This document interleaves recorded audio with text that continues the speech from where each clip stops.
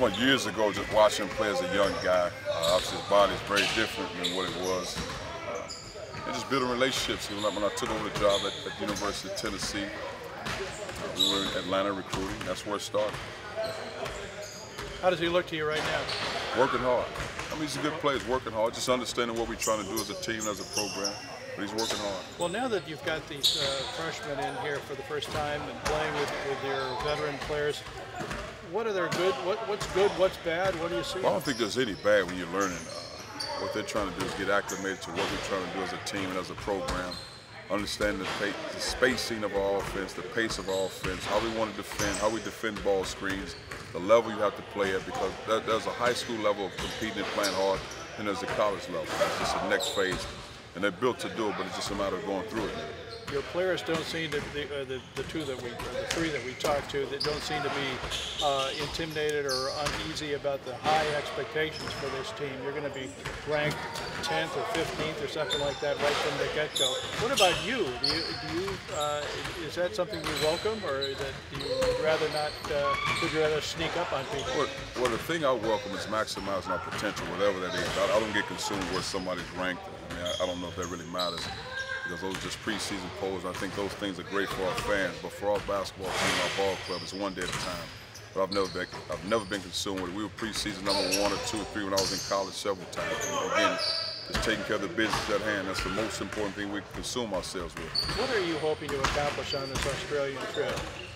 Well, you have 10 days of practice, so that part is great. I love the practice piece. And I think with Australia, just the culture, being in Australia, to experience something different, because I think it's an educational piece for our guys as well. And I know, growing up in East St. Louis, I would never have an opportunity to go to Australia. So our guys have an opportunity to go to Australia. And what it does too, from a basketball standpoint, our guys have 4 games to play against other competition. Might have some opportunities to practice in there, to experience everything that Australia has to offer. And I think at the end of the day, when it comes to the basketball piece, we might have some guys that end up playing in Australia. You never know. So we want to showcase the best of our abilities, because you never know what might happen. What do you know about the 4 teams that you'll be playing down there? Not a lot. Are they pros? Definitely pros. Definitely pros, but not a lot as far as each particular team, because when you're talking about pro teams, that's ever changing at that level. So, and that's really not my concern, the particular person on the team. It's more about how we play as a team. So you guys have the FIBA paint marked out there with tape, so you get used to that? Yes, and again, we're not consumed with it. It's not like I'm spending a lot of time talking about it. I mean, for us, it's playing basketball. You have the 24-second shot clock, and again, we're trying to play at a pace and be fast and have fun with it, but also try to defend at a high level, but not really consumed with the rules. What's impressed you the most about watching Jalen now, watching him grow up? What's the biggest change, or the biggest thing that hasn't changed that you've seen in him? Well, I think the thing that hasn't changed about his level of humility as a young man. I think he's done a great job. You got to give Officer's mom a lot of credit for how she raised him and put him in a position to be successful. So I think that part is great. But again, a guy that competes, he wants to be a good player. But he understands the process, what he has to do on a day-to-day basis to be the best he can become. So I applaud him for that. How nice is it to have a guy like Jalen Brown that can play positions 2, 3, 5? Just talk about the versatility of your roster and how much of an asset you feel having him and other guys can play multiple positions. Well, I think what he brings to the table, he competes and he plays hard. And nowadays, I kind of look at that as a skill within yourself, to have the ability to compete, to play hard. But you're also talking about a guy that's almost 6'8", 230 pounds, and he can guard all 5 positions. The advantage that we have with him, if he stays on the pace he's on, is who defends him. Because we got a bigger guy on him. As quick as he is with the basketball transition, it's tough to defend that. Now, if you have a smaller guy, he's strong enough to make plays. But he does a great job of reading the defense. He takes what you give him. How about Ivan? Why don't we talk about him for a second? What is he do? Talking about a guy that's almost 6'11", long. He can make shots. He scores it around the rim. He gets big rebounds. He runs the floor. He competes, and I think he's a really good defender right now as far as his feel for the game defensively. Now, there's a lot of things that he has to learn for what we're trying to do as a program. And his spacing, because now it's different. In high school, in most cases, he's guarding legitimate big guys around the rim. Now you see him in practice guarding Stephen Domingo, who plays on the perimeter. He has to learn how to guard on the perimeter. Then he has to guard Kingsley and Cameron in the post. So it's a big adjustment for him. He has to guard. He might have to guard Brandon Chalk, who's 5'9", 5'10", maybe.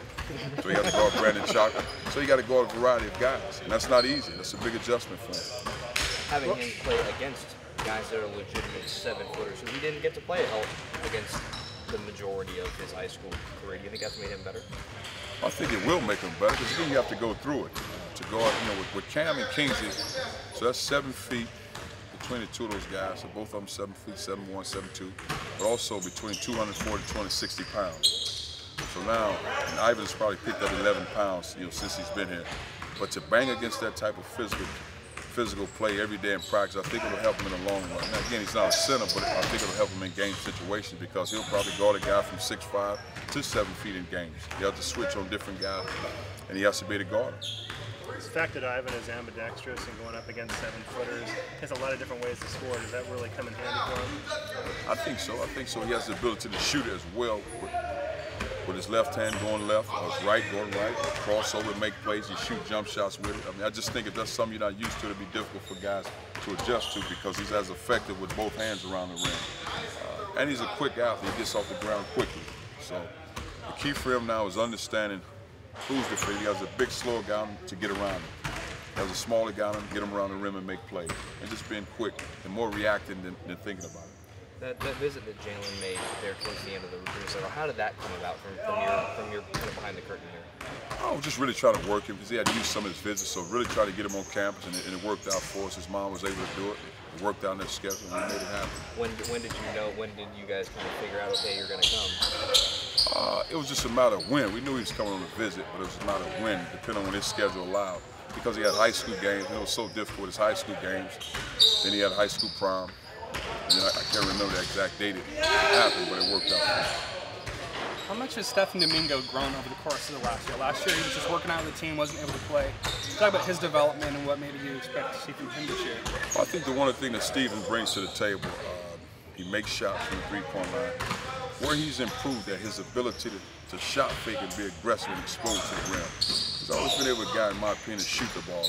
But now his ability to get that shot fake, especially when he has bigger guys on him, it's just tough, especially when you play him at a 4 position. So that means you have 4 guards on the perimeter because he's a guard.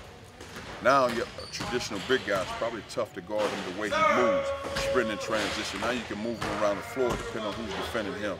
I think that's a major asset for us, especially where we're trying to be as a team.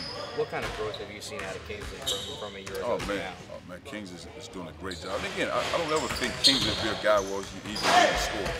I think what Kingsley brings to the table protects the lane. That's what we talked about. He and Cam to protect the lane. But Kingsley has size. He blocks shots.